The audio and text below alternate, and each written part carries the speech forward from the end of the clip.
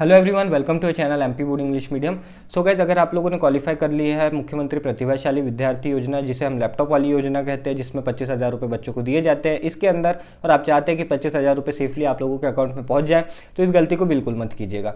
सो देखो, अभी के एज में हमारे पास जो बैंक अकाउंट होता है वो जनरली दो प्रकार का होता है। या तो आपका मिनी अकाउंट होता है, या तो आप लोगों का आपके पेरेंट्स के साथ जॉइंट अकाउंट होता है। जॉइंट अकाउंट ठीक होता है, पर मिनी अकाउंट की ये दिक्कत होती है कि मिनी अकाउंट की मैक्सिमम लिमिट जो होती है वो होती है 50,000 रुपये। अगर आप लोगों के अकाउंट में मान लीजिए पहले से 30,000 रुपये है और आप लोगों ने ये वाला अकाउंट नंबर दे दिया है आप लोगों की योजना में कि हमको इस वाले अकाउंट में पैसा चाहिए, तो ऑलरेडी 30,000 रुपये है आपके पास और 25,000 रुपये उसमें आ नहीं सकते क्योंकि उस अकाउंट की टोटल लिमिट ही 50,000 रुपये है। तो ऐसे में आप लोगों का पैसा अटक जाता है। तो आप लोगों को इस टाइम पे क्या करना है, अगर आप लोगों के टीचर्स या फिर स्कूल आपसे अकाउंट नंबर मांगता है, या फिर आप ये जो लैपटॉप वाली योजना है इसका फॉर्म भरते हैं उसमें अकाउंट नंबर आप डालते हैं, तो आप लोगों को ये अकाउंट बिल्कुल नहीं डालना है। एक बार पहले कंफर्म कर ले कि आप लोगों का अकाउंट बड़ा है या नहीं है, या फिर आप लोगों का जनधन खाता तो नहीं है।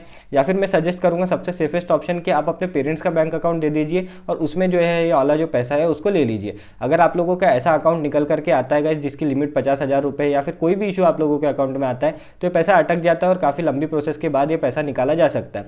तो आप अगर इस योजना में क्वालिफाइड है तो इस चीज़ का सबसे ज़्यादा ध्यान रखिएगा कि आप जो भी बैंक अकाउंट दे रहे हैं उस अकाउंट में किसी प्रकार की कोई लिमिट ना लगी हो। जैसे मेरे टाइम मेरे कई दोस्तों की 50,000 वाला ही खाता था, उनके खाते में पहले से कुछ पैसे थे और 25,000 रुपये आने की उनके खाते में कैपेसिटी नहीं थी, तो पैसा अटक गया।